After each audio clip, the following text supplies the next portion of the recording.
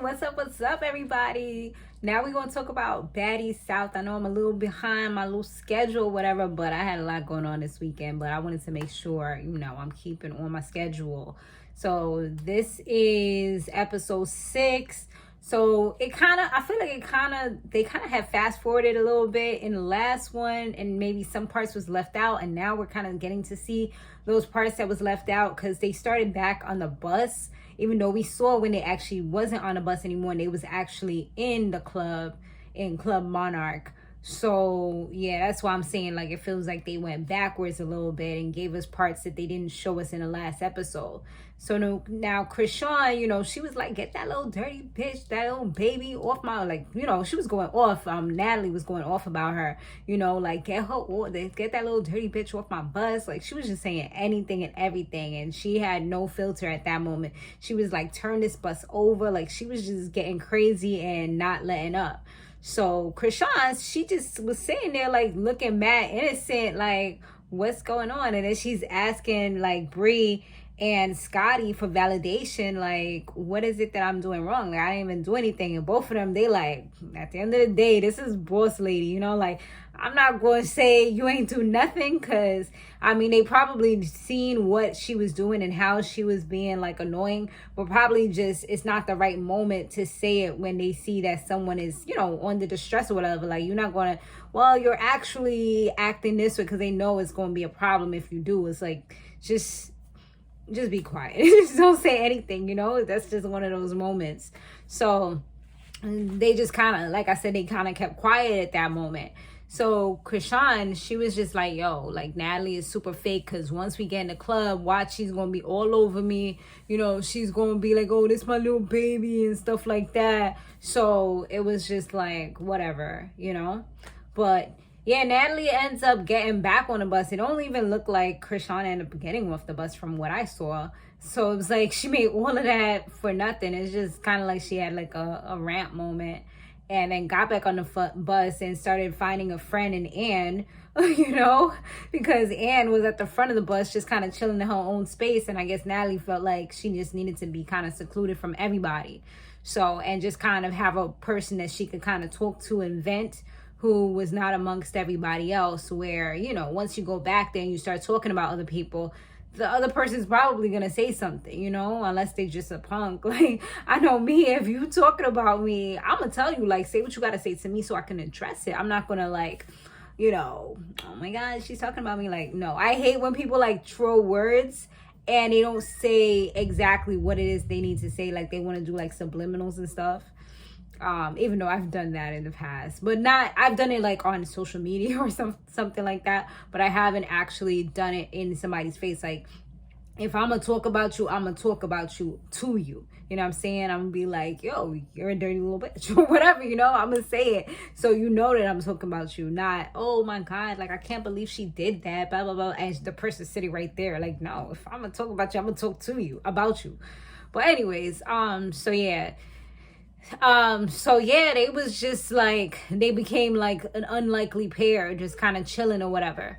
So Rolly, she goes down later on and she sits next to Anne, and she apologizes for everything that went down. Honestly, I felt like Rolly should not have apologized, because at the end of the day, I feel like Anne should have been the person to apologize. But I feel like, I guess somebody has to be the bigger person, and I guess Rolly was the person who chose to be the bigger person in this particular situation. So it is what it is. But it was really Anne who, from the way it sounds, really started everything, because she was trying to tell someone what to do in a room that didn't belong to her, But so at least, they both apologized. Once Rolly did, then Anne went ahead and she apologized as well. And she said that she does have like mad respect for her or whatever. So it seems like they good. I don't know if Slim was jealous at all, but that's the kind of vibe that Anne was seeing. She was like, that she looked like she jealous or whatever. So it looks like all in all, they did have fun at Monarch. It was a wild and crazy night, just knocking up themselves together and just like having a real good time, like sucking and kissing. And Blueface made a little appearance in the corner, him and Chrisean backing it up. They was just like simulating sex and just having like a real good time. So, you know, they was just all like hungover and real intoxicated by the next day. And lo and behold, you know, they actually ended up going to another club. So yeah, now they had to go to one called, I think it was what, Cloud, and that was for what's her name's friend's party. What's the girl, Scottie. So her friend was having a birthday party at Cloud, and you know, this girl Scottie, she runs the South/Charlotte and all that. So she wanted to make sure they had a really good night, because obviously they haven't been really doing much of anything until now. So supposedly she's a person who got everything set up. And when they did get on the bus, they was all ready to go and everything. And she was kind of still being secluded at the front of the bus, you know, because she's like, when Rolly came up to her, she kind of asked her like, why are you still up here, you know? And she's just like, I don't really know what the vibe's like. She's like, yo, we all chilling, we all having fun, like just come on over. If anything, you could sit next to me, I got you. So yeah, she pretty much, they was like good or whatever. And you know, everything was back to positive vibes. She apologized to Chriseasn, because she's like, right now she's just like over it. Like she don't want to have to live like looking over her shoulder every minute. It's like Fight Club or something, you know, like she wants to be able to chill and relax. So it looked like, you know, everything was back to like positive vibes, just chilling. They actually had more fun at this club than last night before they had to get back on the bus at this place called Cloud, as opposed to Monarch. I mean, they had a lit time at Monarch, but they was really going in at Cloud. Like they was like fingering each other, they was tongue kissing each other, they was like sucking on bottles, you know how Ann does. You know, they was just like pussy popping and just, you know, booty humping and just doing a little bit of everything. Like I'm like, dang, like this was giving me, what's her name, Jocelyn's Cabernet. I mean, they might as well be. I mean, they need to be getting the same kind of money that Jocelyn and them people is getting. If, I mean, I don't know if they get more or less, but if Jocelyn and them get more because they in a Cabernet, then these girls need to step their cash game up, because, you know what I'm saying, all they need to do is twirl the pole and or do a little dance, and people should be throwing them dollars. I mean, why not, right? I mean, I know Chriseasn, I believe she said she was a stripper, but I feel like the rest of them, they doing stripper activities, so they might as well be getting them dollars as well. Then it was like a crazy scene where you see a casket coming out, being carried, and it's actually Chriseasn talking about this OB has risen. I'm like, okay, I don't know if this was supposed to be symbolic of like the Bad Girls Club is getting revived, you know, because quite a few of them is from the Bad Girls Club, and this is like a new, improved 2022 version, you know, the Baddies, you know, because obviously you can't use somebody else's name without getting copyrights and all that other stuff. So yeah, I feel like that could have been symbolic for that, who knows, but I guess it was cool. So now, like I said, they ready for Nashville. That's gonna be the next place that they off to on their little Baddies tour, which is popping. And Natalie ends up getting a little impromptu meeting with the producers, and they're telling her that the buses are gone. Like they said that it was just too much for them, everything that happened on the bus, and the driver said that he was pretty much pieced out. Like I guess he's just like, you know, money doesn't float his boat, and it doesn't make him feel like he gonna do anything for the dollar, you know, the mighty dollar. Some people sell it so for the dollar. Some people is like, you know what, I got morals and I got respect, and I'm not doing this, okay? He said he was scared for his life, and yeah, so he was out. But luckily they said that they had like backup transportation. I forgot what those little things are called. It's like at the tip of my tongue, but you know, them little funny looking things, the gypsy, like it's kind of like in Atlantic City they have the gypsy cabs or whatever they're called. But yeah, they had like, you know, the not coach, but like the small little buses, which is kind of cramped up, especially compared to this huge bus that they was on, which had probably bathrooms, had like little areas where you could just chill and relax and, you know, kind of lounge and have your own separate little space and all that. This was definitely a huge downgrade. Plus the other bus, it like literally had their logo on it. So how you going to really go that far to take a bus that has their logo? I thought it was like their bus, but obviously, you know, this driver couldn't handle it. So yeah, the bus was pretty much out. I mean, at the end of the day, they don't have any other bus drivers. You know what I mean? Like, dude, like Jayla said, you had one job, you know? You couldn't even do that one. But, you know, I get where he's coming from too. And I feel like, especially like Natalie, she had to be the one to tell everybody what was going on.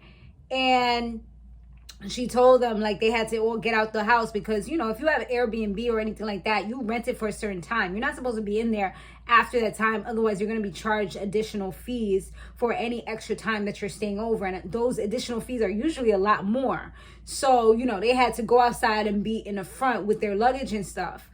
So she had to relay the message and let them know what was going on. And she's like, you know, we all have to really chill because he felt like he was scared for his life and da-da-da and this and that. But I'm like, she was one of the main people. I mean, it was probably stuff that we didn't see that happened off camera. But there was also, she was one of the main people that was like going up to the front of the bus. Like, no, turn this bus, you know, like take this bus over, pull over, like really bullying whoever was the driver as well as everybody else that was part of the crew on the bus. So like, you know, he couldn't even keep on going if he had to. I don't know where they was, like what location was it safe for him to be pulling over, you know, but because she's EP, you know, they have to like kind of listen to what she's saying regardless if it's an unsafe situation or not, you know. So it's like, and they can't even be like, no, I'm not pulling over because that's kind of like your boss. So it's like, you know what, I'm not working under these conditions, you know. It's like anywhere you work, you don't want to work in unsafe conditions, and if you got to go on strike, you got to go on strike. So it goes for like a bus as well. So that's why I said I could see where the bus driver is coming from. Because I know I don't do anything for the dollar. Like, if I don't feel comfortable, I'm not going to do it. No job, nobody's going to make me do something that I don't want to do and be miserable, you know? Or nervous and scared. Especially if you got anxiety or something. Like, imagine trying to drive a bus, you know? It's not a good look. So then she just kind of clears the air and asks everybody, like, are you good? And some of them were saying they was good or whatever. But then when you got to, like, Slim, she asked, like, Slim, are you and Rolly good? And no, she said, you good? Because you look like something's going on. You know, initially we thought it could have been Slim and Rolly, but no, lo and behold, there was a scene that didn't get caught on camera where Chrisean, I guess she threw a bottle at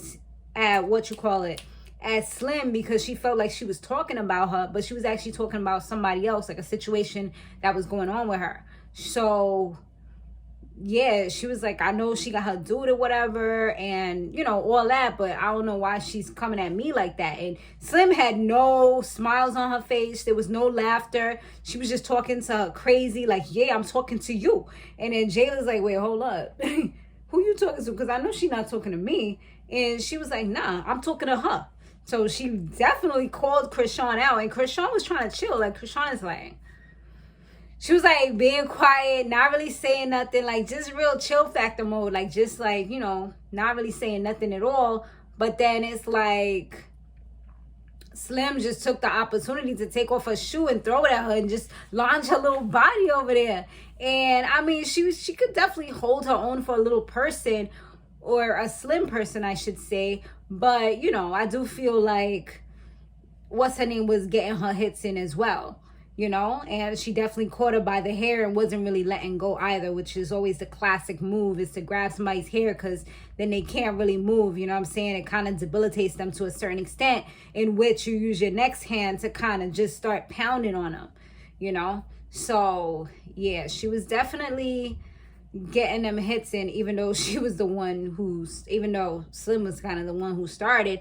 And then like it started getting weird, and I feel like I kind of got it because I played this scene over a few times. It looks like And also based upon what Rolly said, she was going up towards, like, after they kind of got pulled apart, I guess Rolly was going up towards Chrisean, saying like, what you want to do or something like that. I didn't gather that part initially. I thought that she was trying to make sure that nobody was jumping her girl. But then when she was talking in the in the confessional or whatever, that's what she ends up saying, like, oh, I went over there because she was talking mad crazy, so I was gonna go ahead, but I wasn't gonna jump her. She was like, I was gonna go ahead and see what's up after Slim had her one-on-one. But it's like, that's kind of shady too, because it's like you doing some kind of tag team type of situation, like, all right, you got it, all right, you done, like, it's my turn now, you know what I'm saying? Like, that was kind of weird. And Jayla wasn't really with it, so she's like, nah, you're not, like, Jayla was like, nah, you're not doing that. She was like, so then they started fighting. And I'm like, dang. And then it looks like, I mean, they ain't show everything right now, but it looks like it's pretty much like Jayla versus Rolly. And then Chrisean try to jump in, because Rolly is a big girl. She tried to jump in or whatever, but then Slim came to her rescue because, I'm like, dang, you need two of Slims, because Chrisean kind of, she got them hands. So if she's over here fighting Jayla and then this was coming in, it's like, dang. Rolly's good, but she's not like, she's not invincible, you know what I mean? And Jayla looked like she moves kind of quick compared to Rolly, because Rolly's bigger, so obviously she's slowed down by her weight. Like, she's a good fighter, but she's also slowed down by her weight as well. So I don't know how that's going to turn out. We definitely going to see, what they show or whatever. But yeah, it was kind of crazy looking out there. It's definitely looking like and then it looked like, I don't know, it looked like somebody, the two other ones was fighting. I don't know, we're gonna see though. Oh yeah, it kind of looked like it's gonna be these chicks, like one group against the other group, and it seems like Natalie's gonna be the leader of the group with Rolly and them. And Jayla looked like she's jealous because she's like, you knew all of us for years. You don't know these people from nowhere. Like, how you chilling with them on their bus when you should be, here with us, And Jayla was looking at her crazy, and I'm like, damn, like, y'all supposed to be mad close, and y'all being torn apart so quickly. But it's crazy. I mean, it's like they just say, and I always use this saying, come see me and come live with me is two different things. And right now, they're all kind of pretty much living together. They're not, you get to see these people morning, noon, and night. When you like just talking to somebody via social media or on the phone, everything's all cool. But when you actually start really seeing how this person is without masking, without just pretending, you seeing them morning, noon, and night, you get to see the attitudes. You get to see the negative vibes and stuff like that. And that's when you really decide, like, damn, is this really my friend? Like, is this the same person I thought I knew? Like, and that goes the same thing for relationships as well. But that's pretty much the end of the episode. Thanks so much for watching and commenting down below. Let me see, hold on. Let me say something real quick. I think somebody had made a comment last week. So before I go, let me go ahead and do that. It was, oh yes, so it was Risha G said, the fact that Rolly had to open your eyes to the situation is crazy, lol. I mean, sometimes it is like that though. And Cranberry Johnson said, I definitely think Rolly was right. Natalie is just scared of Chrisean. I think so too. All right, so I'll see you guys on the next one.